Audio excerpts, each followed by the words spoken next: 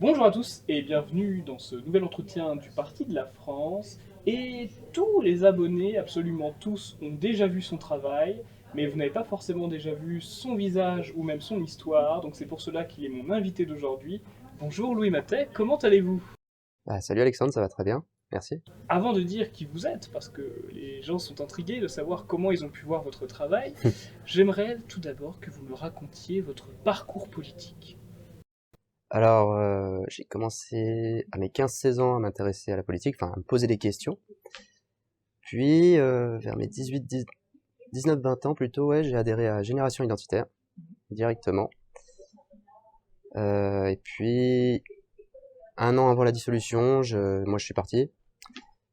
Je me suis retrouvé sans parti, sans rien du tout. J'ai fait mon chemin tout seul, Je tiens SPF, sans parti fixe. c'est ça. Et puis, j'ai trouvé le Parti de la France. L'année dernière, en août 2022, j'ai rejoint ce parti. Maintenant, je suis... Comment avez-vous découvert ce parti? Racontez-en plus sur peut-être ce qui fait qu'aujourd'hui on travaille ensemble, peut-être aussi. Mhm. Bah écoute, alors faut le préciser, c'est qu'on est amis euh, dans le privé. Et il se trouve que, voilà, c'est toi qui m'as parlé du Parti de la France, très honnêtement. Et je ne connaissais même pas ce parti à l'époque, en fait. Je trouvais aucun parti qui correspondait à mes idées. Et le Parti de la France, malheureusement, n'était pas assez visible à cette époque-là. Donc voilà, c'est toi qui m'en as parlé, c'est toi qui m'as convaincu, et en même temps, moi aussi, très honnêtement, j'ai fait une introspection, une réflexion, et les idées me correspondent tout à fait. Je me retrouve très bien dans ce parti, donc c'est pour ça que j'ai adhéré. Parfait. Donc pour vous décrire un petit peu plus dans votre fonction, vous êtes maintenant mon adjoint. Bah voilà, c'est ce que j'ai voulu dire du coup, c'est ce que je voulais C'était dire. la question suivante justement.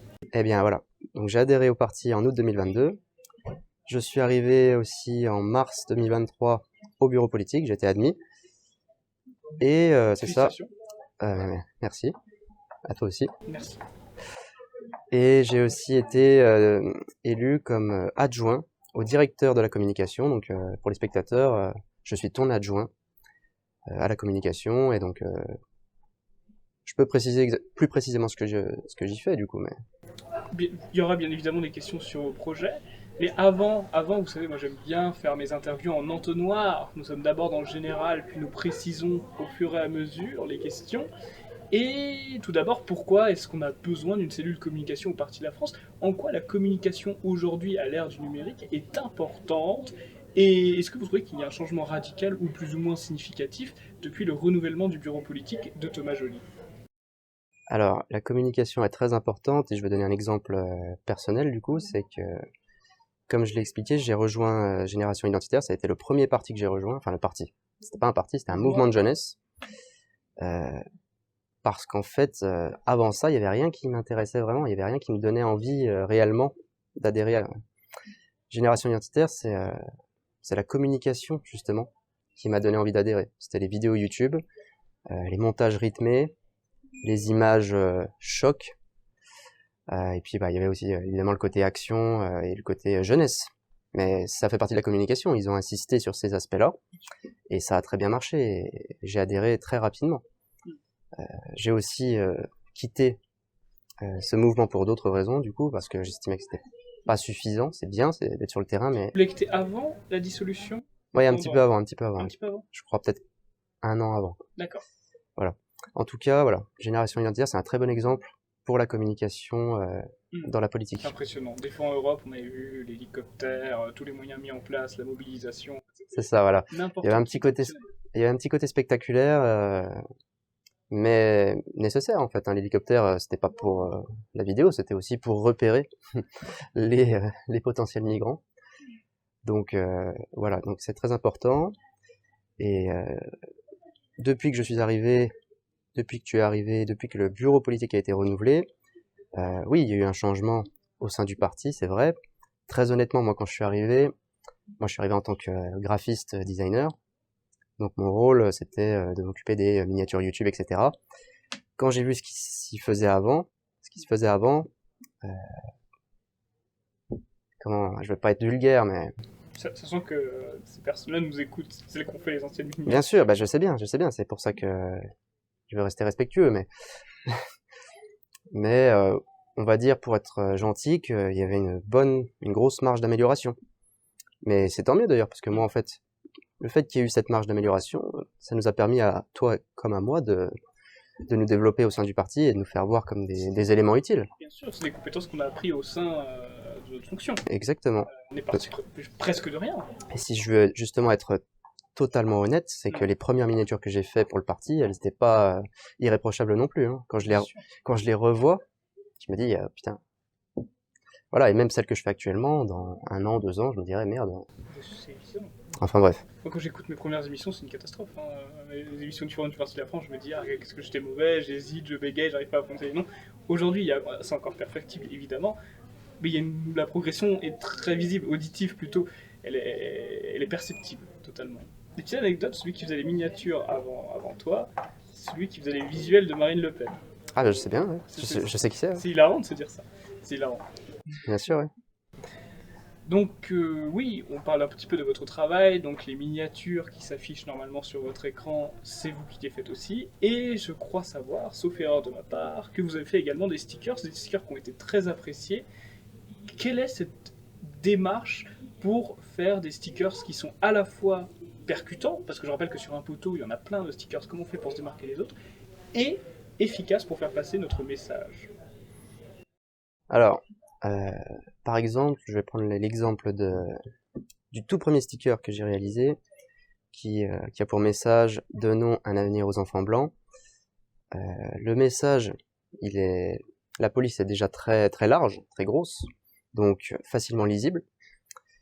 Et ensuite, c'est même pas très important qu'il y ait ce message, puisque on voit un enfant blond aux yeux bleus, et c'est pareil, quoi, il est tout à fait visible, on voit très clairement de quoi il s'agit, et ça fait, même sans parler du message, ça fait un petit rappel, quoi. Il y a des blonds, en fait, dans ce pays, en France, tu vois. Il y a des gens que ça dérange, il y a des, non, mais c'est ça. Il y a des gens qui ont tendance à l'oublier, et donc rien que pour ça, je le trouve assez percutant.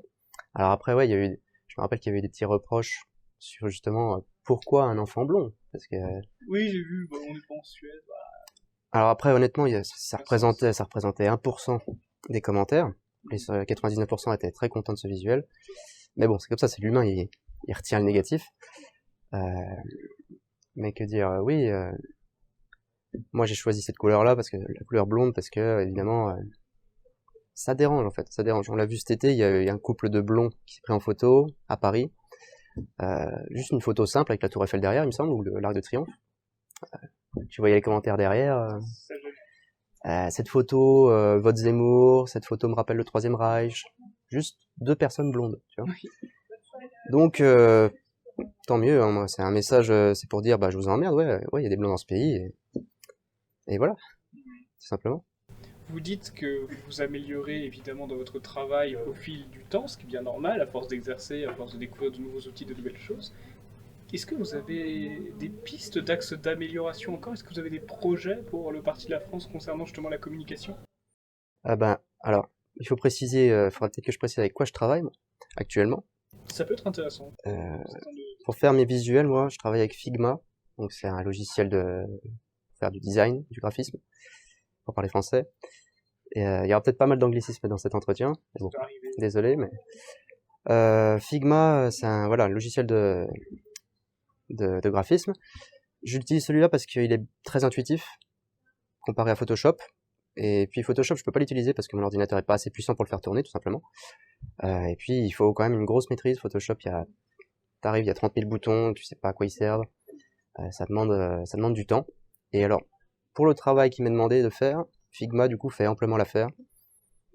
Donc je m'en tiens à ça. J'utilise aussi Midjourney, donc ça c'est l'intelligence artificielle.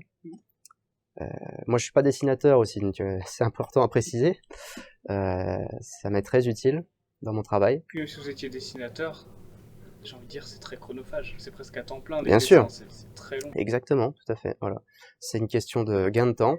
Et j'utilise aussi ChatGPT pour générer des prompts, donc en français des descriptions. En gros, Midjourney ça fonctionne. Tu écris une description, tu écris un texte et Midjourney te génère une image à partir de ce texte. Et des fois, ce que je fais carrément, en fait, c'est que je vais sur ChatGPT, je lui demande de me rédiger un texte que je vais ensuite transférer sur Midjourney. Tu vois, j'en fais Et malgré ça, ça me prend du temps en fait, hein. C'est ça qui est... Nous dévoilons notre méthodologie aux partis concurrents aussi. Oui, On non, mais... a Je de sais pas ce l'avance. qu'utilisent le RN, Reconquête, je sais pas encore ce qu'ils utilisent exactement. Ah, moi, En tout cas, il y a forcément une marge d'amélioration puisque ces outils sont amenés justement à évoluer. Midjourney, ça évolue constamment. Chaque semaine, il y a une nouvelle fonctionnalité. Donc, je suis obligé moi-même de rester à l'affût des nouvelles tendances, des nouvelles techniques. bien sûr. Et après, il y a aussi Photoshop que je prévois aussi de maîtriser. Donc là, pour l'instant, c'est pas prévu pour les prochains mois, mais c'est prévu aussi que j'utilise ce logiciel-là pour faire des designs encore plus performants. J'ai testé la bêta de Photoshop il n'y a pas longtemps. Et c'est incroyable parce que la bêta de Photoshop, si tu veux, on peut utiliser l'intelligence artificielle comme outil. Et là où c'est formidable, c'est que t'as plus besoin de connaître tous les réglages, les 50 choses. Oui, il faut utiliser le calque, machin. J'ai jamais utilisé Photoshop de manière très ponctue, très précise, très assidue. Mais globalement, j'ai juste tapé un texte. Oui, alors tu me prends cet élément dans l'image, tu me la remplaces par ça et tu me changes la couleur. J'ai juste écrit ce texte et il l'a fait et le résultat était remarquable. Le résultat était Ok, impressionnant. Donc c'est une bêta. C'est amené à améliorer, mais à être amélioré, mais j'ai été bluffé. Voilà, j'ai été bah, bluffé. ah bah dis-toi que là, t'as fait mon travail. Normalement, c'est à moi de le faire, ça. Non mais, C'était pas dans le cadre de c'est la un politique, compliment, hein. donc j'ai le droit. Oui, oui, bien sûr, bien sûr. Mais Mais bordel, j'ai le droit. faudra que tu montres ça, du coup. Avec grand plaisir. Avec grand plaisir. Et Figma aussi, il faudrait que je m'y intéresse. J'utilise Canva personnellement pour l'instant. Et Mais c'est très bien, déjà. c'est des outils très similaires. Hein. Il y a des fonctionnalités très communes. Je vais poser une question qui va peut-être paraître complexe, mais qui ne l'est pas tant que ça. C'est que globalement, nous, notre message politique, pour notre époque, il faut être tout à fait honnête, il peut paraître dur, il peut paraître radical, il peut paraître même, pour certaines personnes, extrême. On n'a pas fait le choix d'avoir une communication à la RN, c'est une communication toute douce, une communication qui essaye d'arrondir les angles, qui essaye d'apaiser, de rassurer les tièdes. Au contraire, nous, on est une politique de communication assez agressive, radicale, qui va à l'essentiel. Pourquoi ce choix? Et est-ce que ce choix peut être pertinent et porteur d'avenir? Alors, bah, au vu de l'évolution politique du pays, je pense que les gens d'eux-mêmes se radicaliseront forcément. Ils seront obligés, ce sera même une question de survie, en fait, c'est ça, tout simplement. Donc, ils seront obligés de se rapprocher de ce genre de discours. Donc, il y a déjà ça. Et puis ensuite, il y a quelque chose de très important à comprendre, c'est que le Parti de la France, depuis que Thomas Joly est arrivé, n'a jamais changé une seule fois d'idéologie. Il n'y a jamais eu de dédiabolisation, il n'y a jamais eu aucun changement à ce niveau-là. C'est ce qu'on appelle la droite non reniée. C'est un de nos slogans, et c'est aussi pour ça que je respecte beaucoup notre président, c'est que je lui fais totalement confiance par rapport à ça. Le Parti de la France, c'est la droite radicale, ok, mais c'est nécessaire. C'est simplement nécessaire, tout simplement. Bien sûr. Rappelons quand même, parce que vous faites les miniatures de la chaîne YouTube, rappelons qu'il y en a au minimum 2 par semaine. Au minimum. C'est vrai. Beaucoup de travail. C'est très, comment je peux dire, c'est de la persistance, c'est même de la détermination, de la persévérance. Et évidemment, je dois bien l'admettre, c'est aussi mes défauts en tant que directeur de la communication. Il ne faut pas penser que tout est organisé. Parfois ça l'est, mais tout n'est pas organisé 6 mois à l'avance et on a le temps de faire les choses. En général, on est quand même assez dans l'urgence, assez dans la précipitation. Et dans une émission comme le Forum du Parti de la France où les invités changent en permanence, comment faites-vous? Dites-nous, peut-être que ça intéresse les auditeurs. Racontez-nous comment vous faites par exemple pour trouver les photos des invités. Comment est-ce que vous faites pour créer ces miniatures aussi efficacement, rapidement et avec une telle constance? Alors, c'est vrai que j'ai pas précisé mon parcours professionnel, mais j'ai des clients pour qui justement je réalise des commandes dans le design. Et c'est des clients, c'est des professionnels, c'est des personnes, on va dire, avec qui il faut être carré, il faut être clair, faut pas les déranger pour n'importe quoi, faut un message clair, précis, et ça un maximum. Faut faire ça tout le temps. Et alors là, c'est différent puisque comme tu l'as dit, on est un peu dans l'urgence de temps en temps. Par rapport aux invités, en fait, tout simplement. Hein. C'est eux qui sont censés nous fournir les photos. Il y en a, bon bah voilà, ils se rendent pas compte, ils ont pas que ça à faire, ils ont une vie, il y a beaucoup de raisons, ou c'est des branleurs, peu importe. Euh, Tout le monde n'est pas professionnel. Non. Ouais, on citera pas de nom. Donc voilà, il faut compter sur, il y a d'autres facteurs, voilà, faut compter sur des invités pour nous fournir les ressources. Donc ça, c'est un problème. Donc moi, personnellement, du coup, c'est ce qu'on a adopté depuis pas mal de temps maintenant, c'est que c'est moi-même qui vais chercher les photos des invités, donc sur Google, ou alors je suis obligé d'aller sur leur Facebook personnel, de me servir et de faire ça à ma sauce en fait, C'est beaucoup de tout recherche. simplement. Ça me prend du temps parfois quand t'as des personnes pas très connues. Ou même, il y a une personne qui est très connue, mais c'est. Je sais qu'il va nous regarder parce que je sais que c'est un adorateur de nos émissions et on travaille souvent ensemble, mais c'est Pierre Cassan. Pierre Cassan, c'est quelqu'un de très connu, il est vraiment très très connu, mais c'est hyper difficile de trouver des photos de lui en bonne qualité, alors que pourtant, il est connu.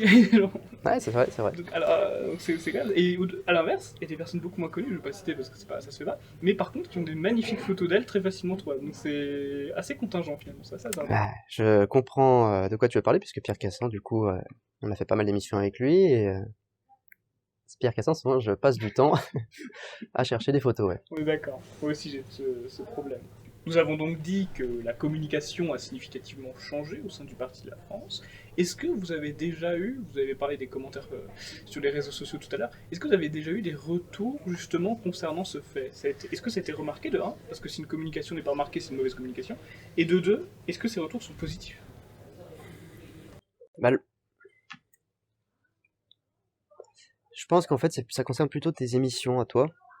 Je pense que j'ai vu plus de commentaires par rapport à tes émissions, l'amélioration, le son, le montage, etc. Le fond vert. C'est bien tout ça. Et c'est bien ce que je dis, ça te Ok. concerne toi.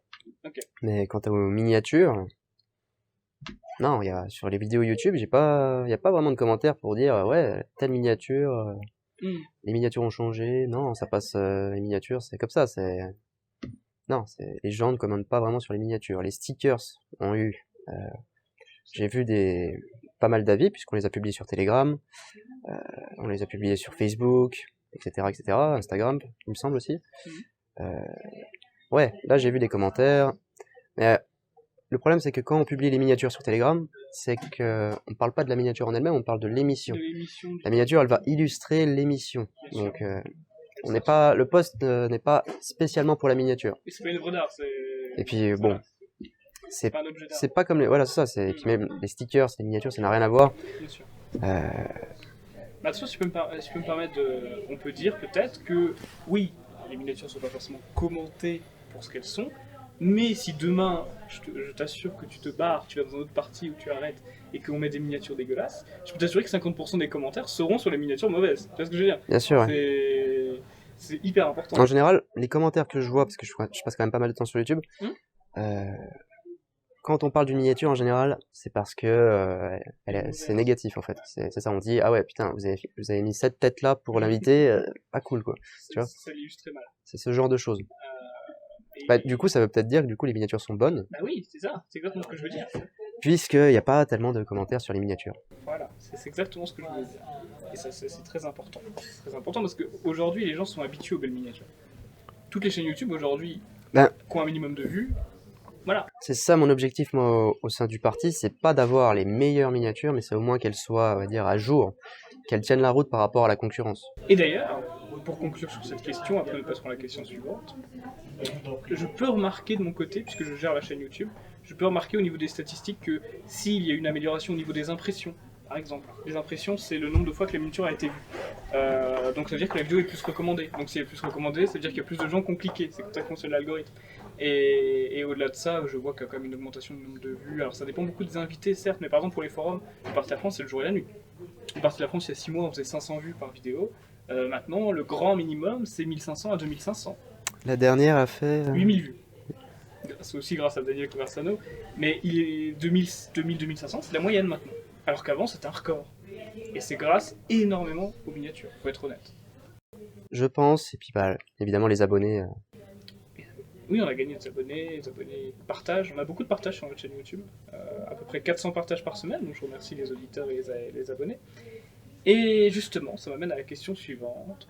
J'aurais aimé savoir quelle est la difficulté que vous pouvez rencontrer déjà lorsque vous faites vos designs, vos graphismes, et secondement, comment faire face à à la potentielle absence de visibilité que l'on peut avoir. Par exemple, si demain on se fait supprimer notre chaîne YouTube, voilà, est-ce qu'on a quelque chose de secours Est-ce qu'on peut se faire censurer du jour au lendemain sur les réseaux sociaux ou se faire dissoudre par Darmanin? Est-ce que vous avez cette crainte tout de même que tout peut s'effondrer d'un coup malgré les efforts et la persévérance que nous mettons en place depuis que nous sommes au bureau politique?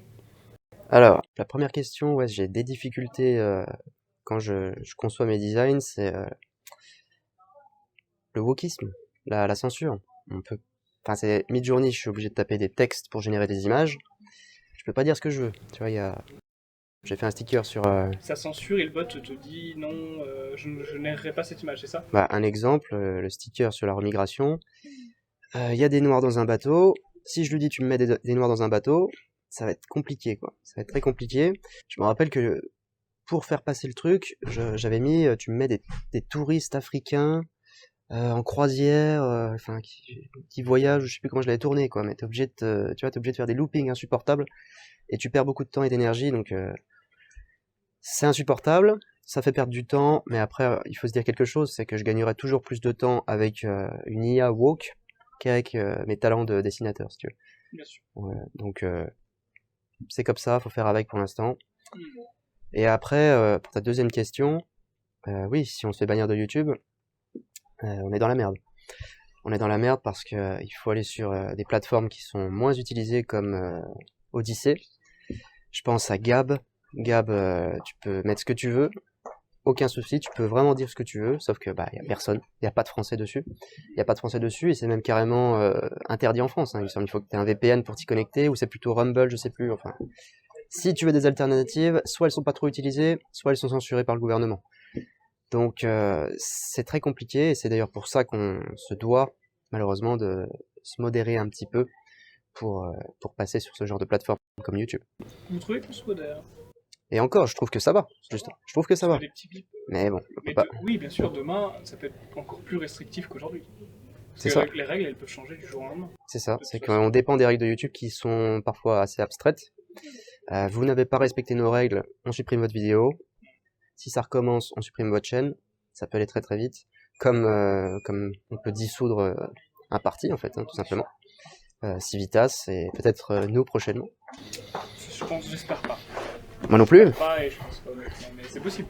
C'est possible. Mais si demain il nous dissout, pourquoi est-ce qu'il dissout pas Reconquête? Parce que Reconquête, bah, je peux le dire, hein. Reconquête n'aborde pas trop la question des Juifs. C'est vrai. Il faut le dire. C'est vrai, mais on est pas. C'est un des éléments clés aussi qui m'a fait adhérer au Parti de la France. La Reconquête, c'est Parce que nous cherchons la vérité. déjà, oui, moi je m'en fous en fait de heurter les gens. Non, c'est la vérité, c'est l'honnêteté. C'est toi comme moi, on est là pour ça. Si ça doit heurter des Juifs, bon bah tant pis pour eux quoi. Et bah Reconquête en fait est basée sur un Juif, donc c'est très compliqué de ensuite d'aborder la question avec une certaine neutralité. Oui. Donc voilà. C'est très intéressant cette histoire de plateforme. C'est que nous, notre but, c'est quand même de nous adresser au plus grand monde parce on pourrait faire des émissions uniquement sur Odyssée à une petite poignée de 15 personnes très, très déjà convaincues, très déjà spécialisées, mais notre but, c'est effectivement que le message se propage. Bien sûr, ouais. Et ça, c'est beau. C'est pour ça qu'on est sur TikTok, par exemple. C'est pour ça. On n'a pas beaucoup publié, mais c'est vrai, on en a fait un qui a fait 300 000 vues, qui a été volé par une autre chaîne TikTok, et ce vol a fait 600 000 vues. Bah voilà. On a perdu 600 000 vues, voilà. Il faut accentuer les vidéos sur TikTok.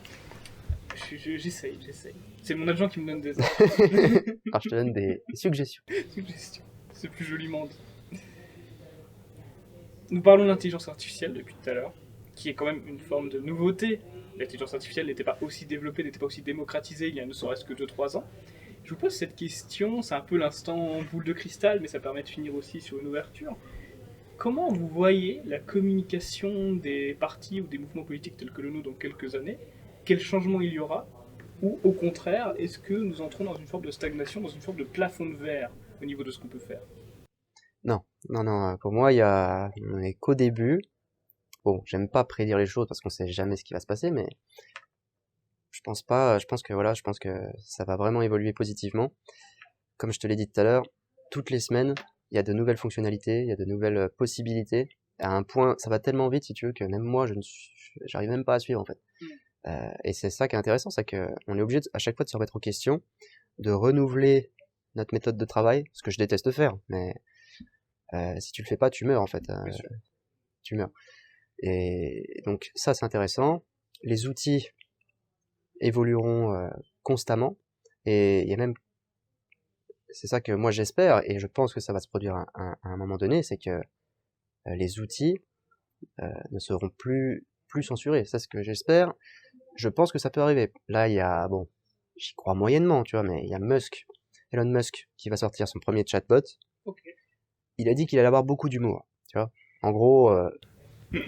Ça attaque du féminisme et de l'LGBT.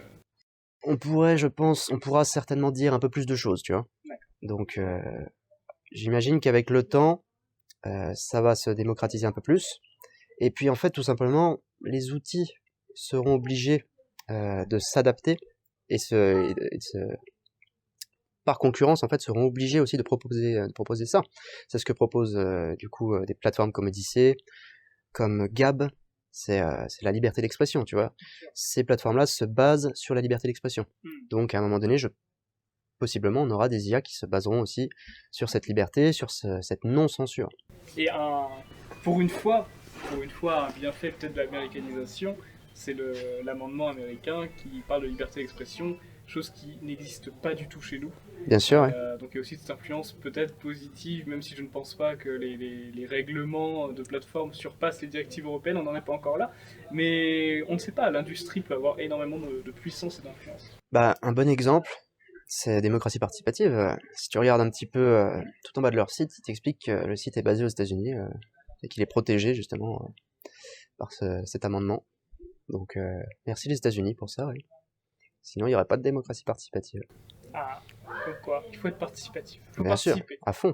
En tout cas, ça a été un plaisir de tourner cette émission avec toi, Louis. Il faut savoir que effectivement, le Parti de la France a de plus en plus cette image de, je peux dire de moderne, mais d'un parti qui n'est plus vieux, d'un parti qui est à jour, d'un parti qui est en avant en permanence et qui arrive à être dynamique. Et il est vrai que je reçois parfois un peu trop, à mon goût, d'éloges par rapport à la communication, mais il faut quand même rappeler que sans cette collaboration avec toi, cette amélioration au sein du Parti de la France ne serait pas possible. Le Parti de la France n'aurait pas évolué si tu n'étais pas mon adjoint et si je n'étais pas ton directeur de la communication. C'est vraiment le fait qu'on soit un duo très fort qui fait avancer les choses. Et je dis ça très sérieusement, ça peut paraître très bateau, mais moi je ne serais pas du tout capable d'assurer les miniatures par exemple, d'assurer la communication des stickers, je ne serais pas capable de faire tout ça. Et d'ailleurs je crois que le site internet est en amélioration et qu'il va y avoir une site pour la donation. Ouais. Et ça c'est aussi ton travail, si tu m'en parlais quelques secondes, ça fait une bonne conclusion, donner. Ouais, oui, bah, déjà merci pour cet éloge. Mais je te retourne le compliment. D'ailleurs, c'est grâce à toi aussi que je peux faire tout ce travail. C'est toi qui me donne ta confiance. C'est aussi Thomas Joly. Donc je vous remercie pour ça. Ouais, la page de don, j'ai dû la refaire du coup, complètement. Visuellement, en fait, parce qu'en soi, elle était effective. Elle fonctionne. On pouvait mettre le montant qu'on voulait, donc ça, c'était pas mal. Moi, j'ai tout retravaillé, l'aspect design, l'aspect graphisme. On va plus pouvoir maintenant mettre le montant qu'on veut, malheureusement, avec le site que j'ai utilisé. Ah, moi qui voulais mettre 6 millions d'euros. Bah, non, tu pourras pas mettre 6 millions, mais tu pourras mettre 1000 euros. T'es en train de dire que 6 millions c'est impossible? 6 millions, c'est compliqué, ouais. C'est compliqué. C'est compliqué d'un coup, ouais. Faut persévérer. Et puis en fait, l'avantage, c'est qu'on pourra les mettre mensuellement. Tu vois, ça c'est quelque chose qu'on pouvait pas mettre. C'est quelque chose qu'on pouvait pas faire avec l'ancienne page, par exemple. Tu vois. Donc on pourra faire des dons de 12 euros mensuels, par exemple, ou de 1000 euros mensuels. Le site. 66% déductible des impôts. Absolument, oui, c'est ça. C'est que les gens ils savent pas ça, mais c'est vrai que tu peux déduire des impôts tes dons. Donc ça c'est très important. Faites un don pour le Parti de la France, évidemment. Le site, lui aussi, est en cours de modification visuelle. Le logo, on va pas le changer. Le logo, je l'adore, le logo, l'hexagone, pas de souci. C'est simplement la police Impact, la police qui s'appelle Impact, qui est un peu un peu vieillotte, mais bon, ça, elle date de la création du parti, donc j'imagine qu'à l'époque, 2009, bon voilà, on était en école primaire, c'est ça. ça date. On peut faire quelques petits changements à ce niveau-là, mais bon, il va falloir travailler là-dessus. D'ailleurs, on a changé le logo de la chaîne YouTube. Je crois que c'est toi qui l'as fait aussi d'ailleurs, hein. Oui, je me suis inspiré d'une des images que tu as fait et j'ai rogné et j'ai pris qu'une partie qui m'intéressait. Ouais. Aujourd'hui, T'as carrément fait un post pour dire on a changé de photo de profil. Bah oui, parce que je trouvais que c'était beaucoup plus adapté aux réseaux sociaux que. Bien sûr. Parce que c'est rond, tout simplement. Les photos de profil, elles sont rondes aujourd'hui, donc on fait un truc rond. Bien sûr. Ouais. C'est comme les enfants, ils mettent des cubes dans des ronds, bah ça, on appelle ça des attardés. Bah non, on n'est pas des attardés. Bah c'est ça, l'ancienne, c'était l'hexagone avec écrit le parti de la France en dessous. Non, tu vois, Reconquête, moi je pense que pour avancer, il faut s'inspirer de ce qui marche. Reconquête, leur logo, c'est un grand R. Sans nous dénaturer, évidemment. Bien sûr, Évidemment. bien sûr, bien sûr. Non, on n'est pas obligé de recopier le contenu, on peut recopier la structure, tu vois. Voilà. C'est pas la même chose. Je précise pour éviter les mauvaises interprétations, parce que on est écouté par des milliers de personnes. Le logo de Reconquête, enfin en tout cas sur YouTube, la photo de profil, c'est un grand R, assez large, assez gras. C'est très simple, quoi. Tu vois, nous, on a changé du coup, mais avant on avait l'hexagone écrit le parti de la France en dessous, donc en tout petit, donc en fait on voyait même pas vraiment ce que ça voulait dire. Et puis à un moment donné, on commence à avancer, si tu veux. On a même plus besoin de préciser qu'on est le parti de la France, tu vois. Oui. L'hexagone va à un moment donné suffire à lui-même. C'est vrai. Se suffire à lui-même. Donc voilà, bah d'ailleurs il faudra changer la photo sans te donner d'ordre. Il faudra changer la photo TikTok qui est encore l'ancienne. Merci Louis pour cette brillante émission tournée avec moi-même. Je suis honoré de t'avoir invité dans mon nouveau studio. Tu inaugures mon nouveau studio. On a maintenant un canapé chacun. Si ça, ce n'est pas beau quand même. Ouais. Et oui. Et moi, je vous dis, abonnez-vous, bien évidemment, faites un don au Parti de la France, adhérez au Parti de la France, regardez nos autres vidéos, que ce soit les forums ou les autres entretiens. Et je vous invite à rester à l'affût sur nos réseaux sociaux, donc Facebook, Twitter, Telegram pour les émissions et Twitter pour Thomas Joly, parce qu'on n'a pas de Twitter effectivement. Twitter pour Thomas Joly et moi-même, Bruno Hiroux, Scipion de Salles, Guillaume Aguilé, Maxime Leroy, etc., etc. Et moi je vous dis rendez-vous samedi pour le prochain forum du Parti de la France et rendez-vous mercredi prochain pour la prochaine vidéo. Allez, au revoir tout le monde.